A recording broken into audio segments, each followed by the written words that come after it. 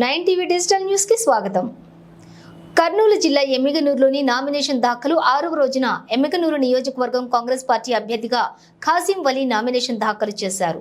India కూటమిలో భాగంగా ఎమ్మిగనూరు నియోజకవర్గం అభ్యర్థిగా కాంగ్రెస్ పార్టీ తనకు సీటు కేటాయించిందని, ప్రజల ఆశీర్వాదాలు కాంగ్రెస్ పార్టీకి ఉంటాయని, ఇండియా కూటమి అధికారంలో వస్తే నియోజకవర్గంలో మంచినీటి సౌకర్యాలు, రోడ్లు కనిపిస్తాయని తెలిపారు। ఈ కార్యక్రమంలోని ఇండియా కూటమి పార్టీల కార్యకర్తలు, కర్నూలు ఎంపీ అభ్యర్థి రాంపుల్లా యాదవ్ పాల్గొన్నారు। సోనియా గాంధీ మరియు రాహుల్ గాంధీ, మా అధినేత రాహుల్ గాంధీ గారి ఆదేశాల మేరకు చంద్రబాబు గాంధీ నేను నాకు తీర్మానం ఇవ్వడం జరిగింది। నేను ఆమె ఆదర్శంగా తీసుకొని అదేవిధంగా నేను ఎమ్మెల్యేలో ఇక్కడ నుంచి ఇంతకుముందు ఉన్న కథ వేరు, ఇప్పుడు కథ వేరు। కాంగ్రెస్లో ఖచ్చితంగా కొత్తగా నేను ఈరోజు ప్రచారం చేసి తర్వాత అన్ని వర్గాల్లో కూడా అందరి అభివృద్ధికి అభ్యున్నతికి కృషి చేస్తానని ఖాసిం వలీ గారు నామినేషన్కు చేసినందువల్ల నేను ఇక్కడికి రావడం జరిగింది।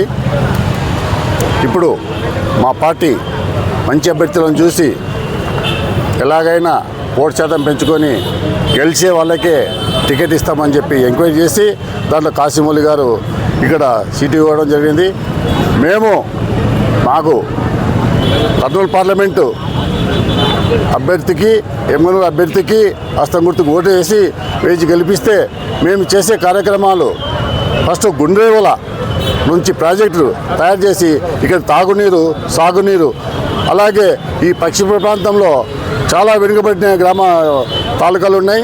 దీనికి వేదవతి ఎత్తిపోతల పథకము చంద్రబాబు నాయుడు పునాది వేశారు, తర్వాత పనులు ఏం జరగలేదు। మళ్ళీ వైఎస్ జగన్ గారు వేశారు, ఎలాంటి పనులు జరగలేదు। మేము వస్తే ఈ గుండెల ప్రాజెక్టు కానీ, వేదవతి కానీ పూర్తి చేసి ఈ తాగునీరు, సాగునీరు చేసుకుంటూ, అలాగే మా మేనిఫెస్టోలో ఉన్న